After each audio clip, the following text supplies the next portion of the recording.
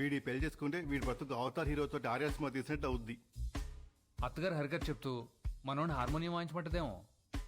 పెళ్ళైన తర్వాత మనోడు కూడా మామగారు లాగా పాప ఆల్వేజ్ రైట్ అంటూ ఉండాలా? జోకులు ఆపి అందరు ఏం చేయాలో ఆలోచించండి.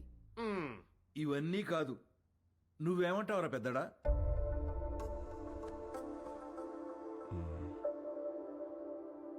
ఈ పెళ్లి కరెక్ట్ కాదేమో. అది ఎందుకు కరెక్ట్ కాదండి?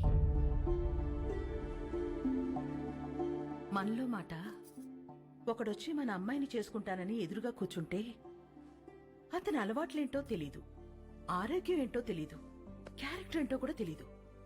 ఎవడో థర్డ్ పార్టీ వచ్చి మంచి కుటుంబం, మంచి అబ్బాయి చేసుకోండి అని సర్టిఫై చేస్తే నమ్మి చేసేస్తాం. ఆ తర్వాత కదండి నిజమేంటో తెలిసేది.